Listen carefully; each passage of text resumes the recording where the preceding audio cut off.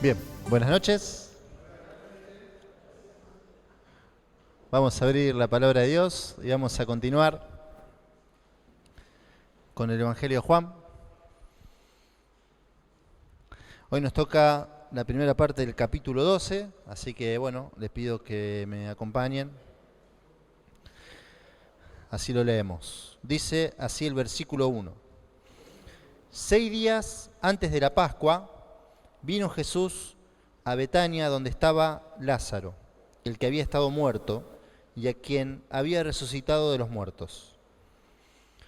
Y le hicieron allí una cena. Marta servía y Lázaro era uno de los que estaban sentados a la mesa con él. Entonces María tomó una libra de perfume de nardo puro, de mucho precio, y ungió los pies de Jesús y los enjugó con sus cabellos, y la casa se llenó del olor del perfume.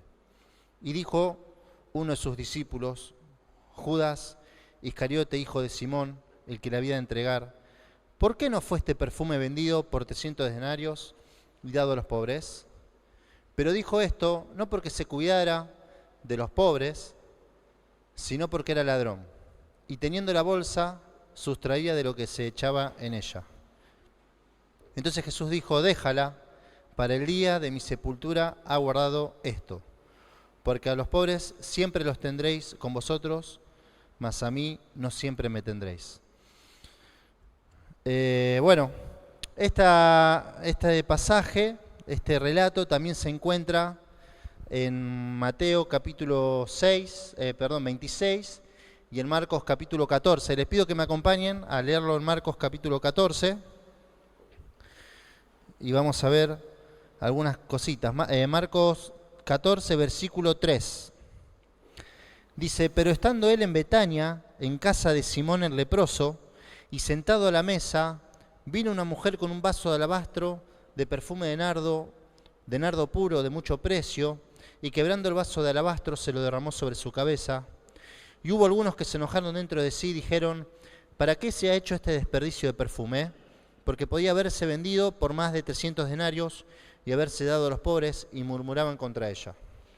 Pero Jesús dijo, dejadla, ¿por qué la molestáis? Buena obra me ha hecho. Siempre tendréis a los pobres con vosotros, y cuando queráis les podréis hacer bien, pero a mí no siempre me tendréis. Esta ha hecho lo que podía, porque se ha anticipado a ungir mi cuerpo para la sepultura. De cierto os digo que donde quiera que se predique este evangelio en todo el mundo, también se contará lo que ésta ha hecho para memoria de ella.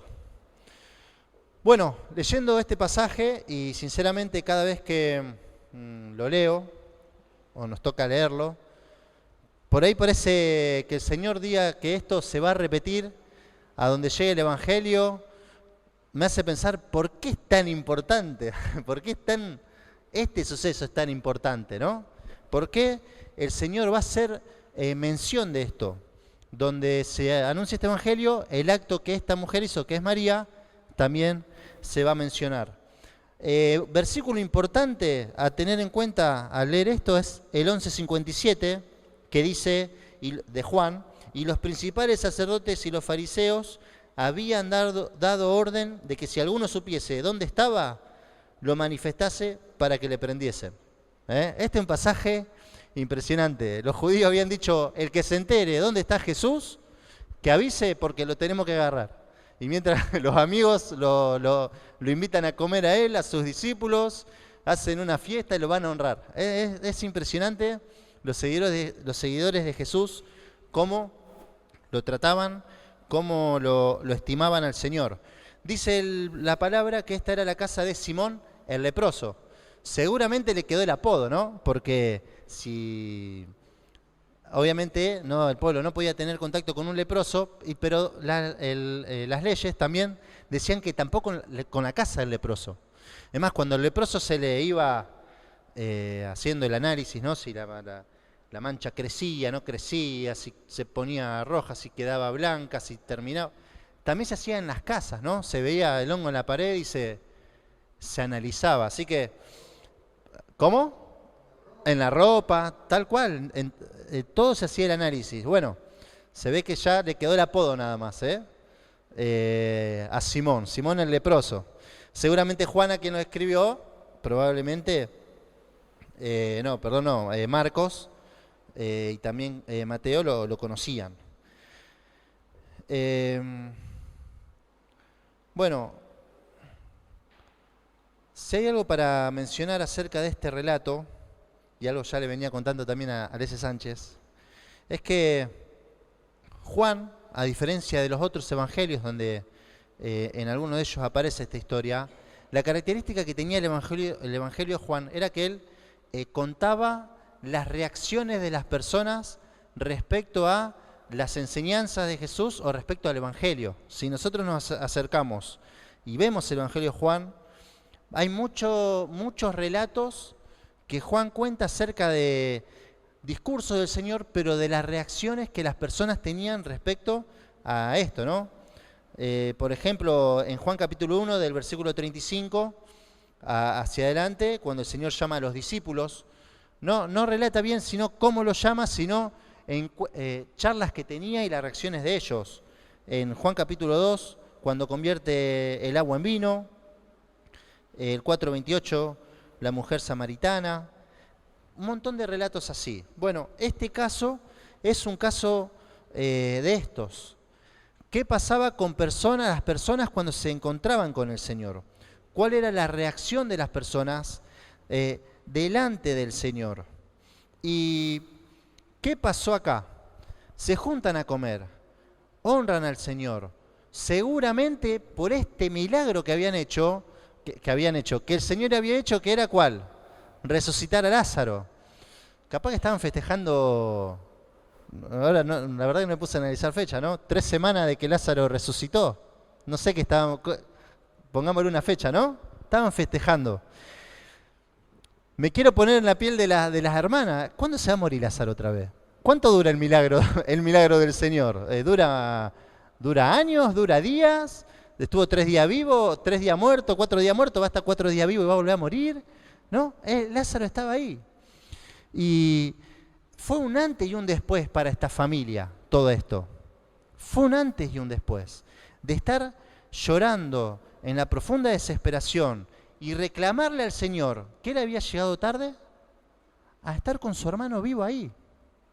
Esto, para entender este pasaje, es importante entender esto, que estas hermanas, y también el mismo Lázaro, tenían una comprensión de quién era el Señor, un conocimiento de quién era Él. Seguramente, por cómo ellas le reclaman, sabían que Él era el enviado, que Él era el ungido de Dios, pero después de la resurrección, la comprensión de lo que es el Señor habrá sido totalmente diferente.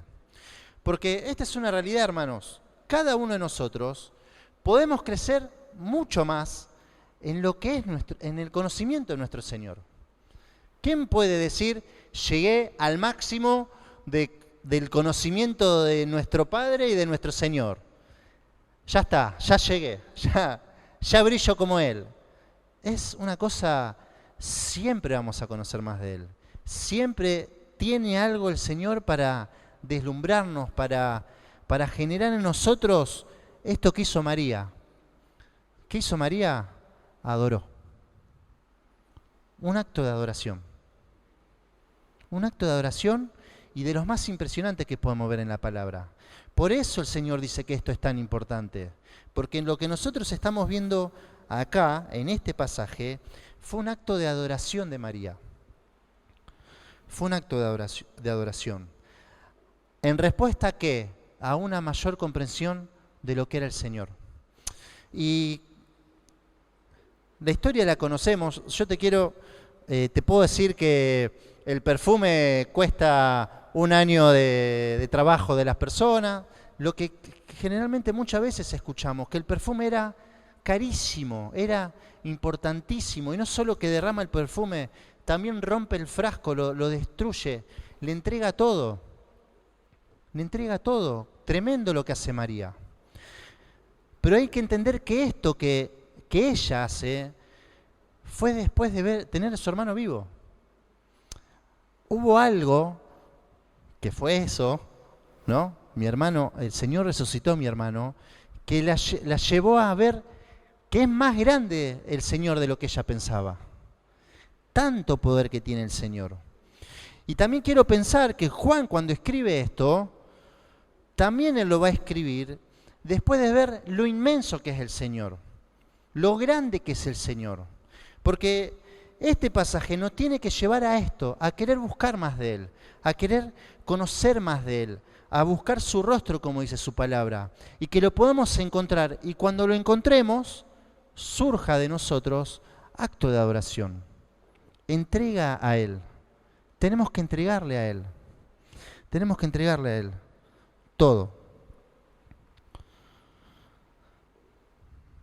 Ahora le voy a pedir que me acompañen a unos versículos. Pero es cierto que Judas va a criticar esto, no lo va a entender. Bueno, obviamente Juan cuando lo está escribiendo dice, y Judas le dijo eso, pero no era porque él pensaba en los pobres, saliendo del relato. Obviamente los discípulos lo entendieron todo esto después, de todo lo que pasó de la cruz, porque decían que él era un ladrón, dice Juan. Él en realidad agarraba de la bolsa. Si agarraba de la bolsa, no era tesorero de parque. Vamos a aclarar por las dudas. Él agarraba de la bolsa, va a decir Juan. No es que se hacía el piadoso, el que le importaba, ¿no? El pecado, también la religión, no entienden los actos de adoración. Aunque en realidad Judas estaba haciendo el que le quería dar un valor a esto. Y dice la palabra que la criticaban, la juzgaban. No todos entendían lo que estaba pasando. Pero la palabra nos muestra esto, que esta mujer, mientras el Señor están comiendo, probablemente sabemos que eran mesas bajas, donde todos se recostaban, estaban tendidos. Dice la palabra que ella va a quebrar el frasco, se lo va a derramar en la cabeza y va a llegar hasta los pies. Y cuando llega a los pies, con sus cabellos, que sabemos lo que significa el cabello, y lo importante es que es para las mujeres, empieza a enjugar, empieza a usar su cabello para distribuirlo, este perfume a los pies del Señor. Sabemos también que para los judíos lavar los pies era una de las cosas más vergonzosas, o en realidad que más evitaban hacer. Si mal no recuerdo, solo los siervos de nivel más bajo o los esclavos eran lo que estaban llamados a poder hacerlo, digamos. Los demás no lo podían hacer. Y ella va a hacer eso. Esto es algo impresionante. Y así como es impresionante lo que ella hizo, tiene que ser impresionante que nosotros lo comprendamos. Porque muchas veces, hablo por mí, leo este pasaje y digo, Señor, ¿por qué es tan importante? Porque es un acto de adoración. Es un acto de adoración. Déjame decirte algo. Juan, y esto es lo que le comentaba a Lese, cuando escribe, le digo esto a Lese, ¿sabés qué descubrí?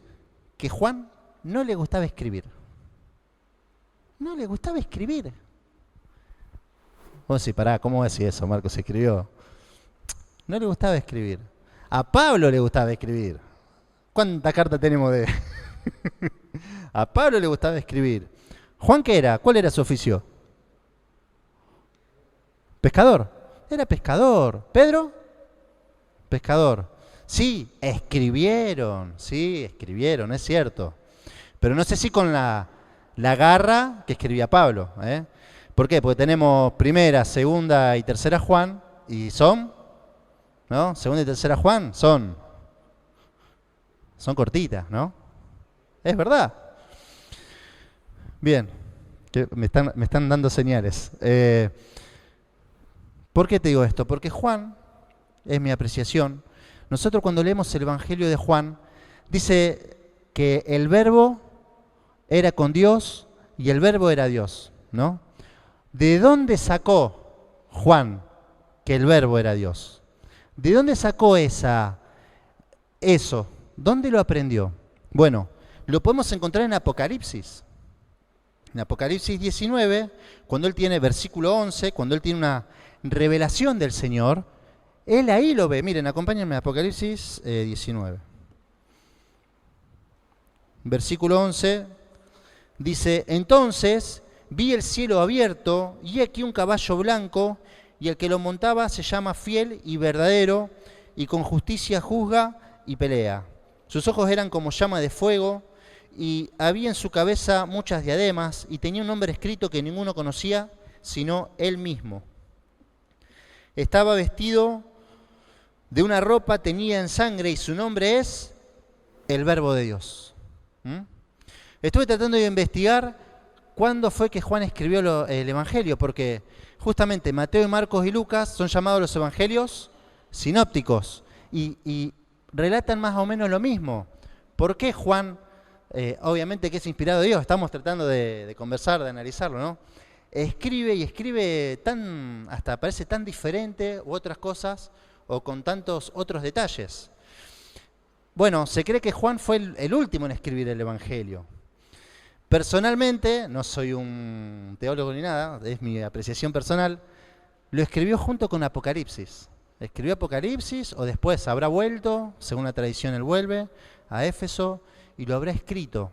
Pero cuando vos vas a Apocalipsis, muchas veces se repite escribe.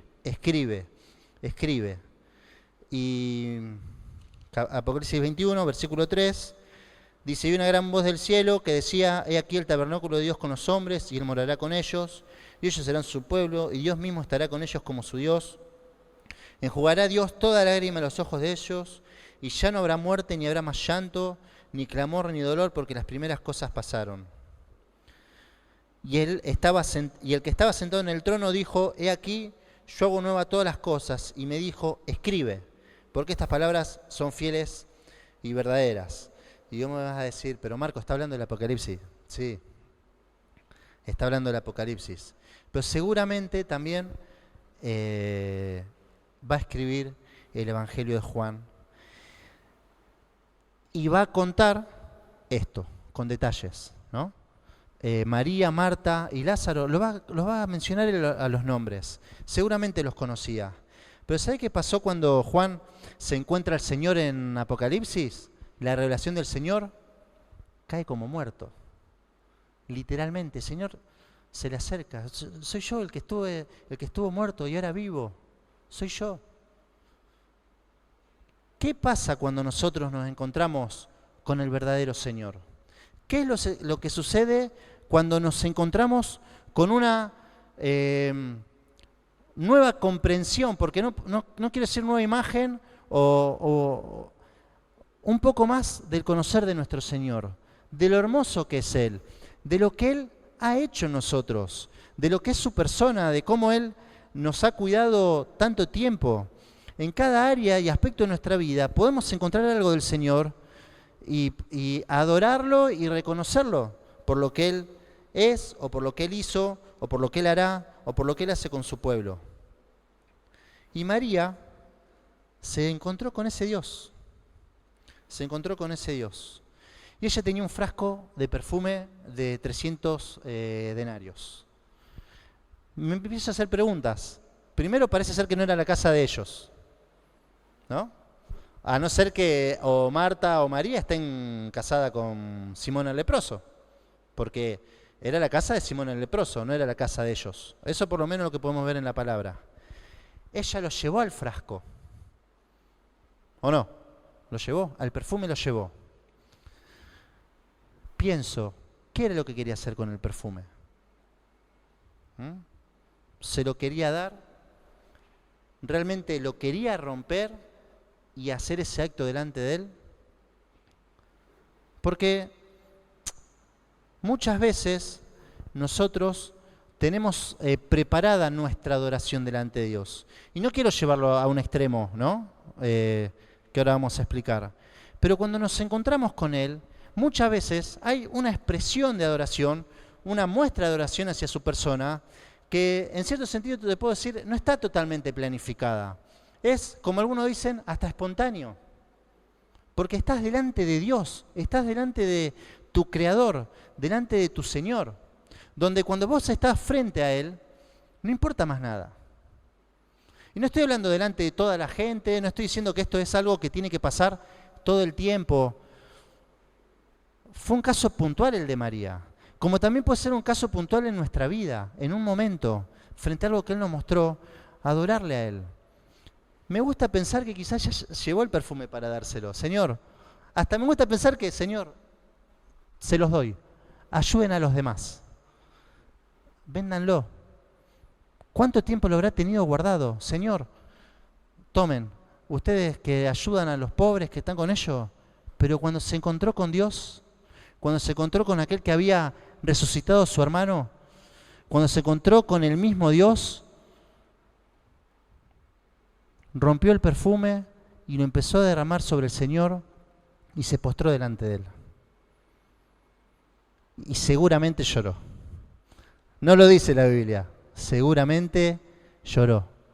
Porque si nosotros estaríamos en ese lugar, yo ya me emociono, estaríamos llorando. ¿Quién no va a llorar delante del Señor? ¿Sabés cómo me imagino el encuentro con el Señor?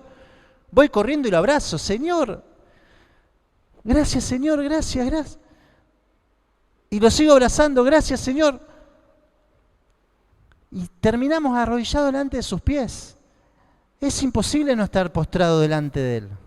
Vamos a postrarnos delante de Él. Vamos a postrarnos delante de Él. Nos vamos a arrodillar delante de Él. Y le vamos a adorar. Y le vamos a entregar nuestra alabanza. Pero hoy podemos adorarle entregándole nuestras cosas más preciadas. Y lo podemos hacer. Y estamos en una reunión de oración. Pregunto, en casa, ¿cuesta arrodillarnos delante de Dios? María lo hizo ella, ¿no? Se postró. Me imagino cuando termina la escena, ¿no? Se paró y se fue. Se fue. Pero no me la imagino. Vos no te postraste, vos no te postraste, vos no te postraste, vos no te postraste. Ninguno se postró.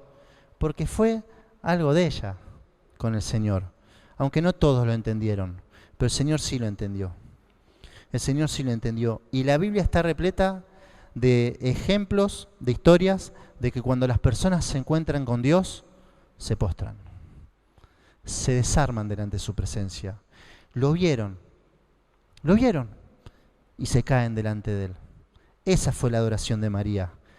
Llevándole, déjamelo pensar que ella lo iba a dar a ayudar a los pobres. Y frente lo partió, lo rompió el perfume. ¿Sabe cuál es un ejemplo igual de raro? David cuando trae el arca. ¿No te parece raro ese pasaje? David cuando trae el arca, primero que lo quiere traer y sale mal, ¿no? Ahí muere Usa. A los 3 meses lo trae. ¿Y qué dice la palabra? Que él empieza, dice, 6 pasos que dieron con el arca, ya hizo sacrificios, y después con un efod de lino, o en alguno, traje el video, pero bueno, no. En calzoncillos, él empieza a bailar con toda su fuerza, dice. ¿Lo vieron al video? Está en una película, está en la interpretación de una película. Se mueve para acá, para allá, errático. Yo se lo conté a los jóvenes, hace poco había visto una nena que le dice a su papá, justo el papá estaba filmando, y dice, papá, mirá este baile, y empieza a bailar erráticamente, o sea, no era una coreografía, eran movimientos raros, diferentes. Y explicaban en el video que los niños, cuando se sienten con una persona que pueden ser ellos, sin miedo a que les juzguen, sin miedo a un prejuicio, sin miedo a la crítica, ellos no tienen inhibición y pueden hacer lo que se les ocurra, digamos. Son libres, ¿no? Pero necesitan tener una confianza máxima a quien se lo están mostrando.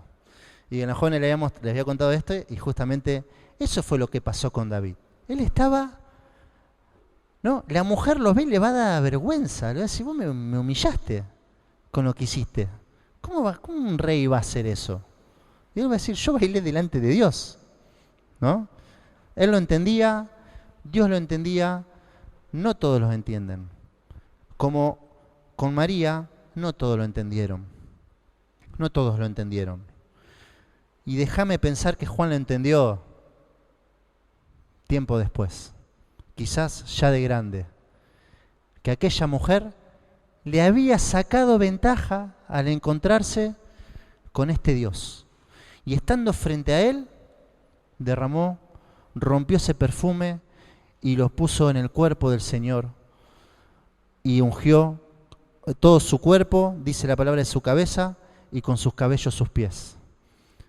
Adoración, adoración, donde no todos lo podemos entender, pero el Señor sí, el Señor sí. Te quiero leer unas frases, ya terminamos, disculpen. Pido perdón por algunos minutos porque arranqué tarde, pero... Este es un libro que se llama Madurez Espiritual y habla acerca, una de las cosas, habla acerca de querer conocer más al Señor. Dice, una de las oraciones más repetidas en la historia por miles de personas es, Señor, muéstrame tu gloria. Pero no saben lo que, lo que significa, ¿no? Entonces, dice, le pedí al Señor que pudiera crecer en la fe y el amor y en toda gracia, poder conocer más de su salvación y buscar más seriamente su rostro. Él fue quien me enseñó a orar y Él, confío, ha respondido a la oración, pero ha sido de tal modo que casi me condujo a la desesperación. Pensé que en alguna hora favorecida, de inmediato, Él respondería a mi solicitud y por medio de su poder limitativo del amor, apaciguar mis pecados y darme descanso. En lugar de ello, Él me hizo sentir los males ocultos de mi corazón y ordenar que los poderes enojados del infierno asaltaran mi alma en todas partes. No más, con su propia mano Él pareció tener la intención de agravar mi congoja, cruzar todos los designios justos que yo había bosquejado, demoler mis pensamientos y rebajarme. Señor, ¿por qué esto? Clamé temblando. ¿Perseguirás a este gusano hasta la muerte? Esa es la manera, respondió el Señor. Respondo a la oración de gracia y fe. Empleo estas pruebas internas desde el yo y el pecado para liberarte y cruzo tus bosquejos de gozo terrenal para que puedas encontrarlo todo en mí. Y bueno, más adelante dice, cada visión fue el preludio para una santidad personal incrementada y mayor esfera de servicio. El fin del yo es el inicio de Dios. ¿Por qué te leo esto? Porque María va a hacer esto después de haber pasado la muerte de su hermano. Y si hay algo que todos nosotros pasamos en nuestras vidas, en algún momento, son momentos críticos, momentos difíciles, que a cada uno de nosotros nos toca, en cierta manera, vivir. Pero ahí podemos ver a nuestro Señor. Ahí podemos ver cómo Él está obrando, cómo Él trabaja en nuestra vida, cómo Él siempre estuvo ahí. Lo podemos ver. Y en un momento nos vamos a encontrar con Él y debemos adorarlo, adorarle y entregarle aquello que es lo más preciado para nosotros, encontrarnos con nuestro Señor. María va a hacer esto, ya termino, y aunque los discípulos no lo entendieron, el Señor va a decir, primero que obviamente Judas dice, esto se lo hubiese dado a los pobres, el Señor va a decir, a los pobres siempre lo tendrán, yo no voy a estar más. Y me gusta Marcos que dice, cuando quieran los van a poder ayudar. Como que siempre están y nosotros tenemos que querer, ¿no? No por una cosa nos tenemos que desligar. Siempre tenemos la posibilidad de ayudar a los pobres. Siempre. ¿Cuándo? Cuando nosotros querramos. Pero el Señor va a decir, déjala, para el día de mi sepultura ha guardado esto. María, sin saber, estaba, por lo menos el Señor así lo va a entender, ya se estaba preparando para su muerte. Quizás, obviamente el Señor ya sabía que su hora había llegado, Él después va a orar, pero quizás fue una señal más de donde el Señor mismo, Dios mismo le está diciendo al Señor, se está preparando todo para tu muerte. Había un propósito detrás que quizás María no sabía. Esto es lo que quería compartir, hermanos. Sé que no es la manera clásica de compartir un mensaje y podríamos decir muchas cosas, pero yo los quiero alentar a que nos animemos a buscar cada vez más de nuestro Señor. Cada vez más. En intimidad, no por cumplir un rol, un cronograma, un qué dirán. Encontrarte con Él, buscarlo de verdad. Dicen, busquen mi rostro y me encontrarán. Si me buscan de verdad, dice el Señor. Pasar tiempo con Él. armar el tiempo y pasar tiempo con Él. A tal punto que, hablo el ejemplo de las rodillas porque, ¿no? Te tenés que arrodillar a orar. ¿Lo pensamos? ¿No lo pensamos? O sea, me puedo decir, ¿qué tiene que ver arrodillarme? Yo puedo orar sentado. ¿Está bien? Sí. Pero el que ora de rodillas, no, siempre lo va a elegir. Siempre lo va a elegir. Ya se acostumbró. No se debate. Va de rodillas. Y no es que va a condenar a los demás. Yo voy de rodillas. Yo me postro delante del Señor, te va a decir. Una actitud de humildad delante del gran Rey que nos amó, que se entregó por nosotros. Y que cuando lo veamos, vamos a desarmarnos delante de su presencia. Seguramente va a haber grito de alegría, pero también va a haber un silencio al verlo. No se va a mover nada, porque vamos a estar delante del Creador. Y yo, hermano, te quiero alentar a que te animes a buscar más de Él. ¿Para qué? Para adorarlo, para adorarle. Él quiere los verdaderos adoradores en espíritu y en verdad. Y María entregó un perfume muy costoso, un año de trabajo. Entregó algo muy costoso. Quizás hasta era su propia herencia.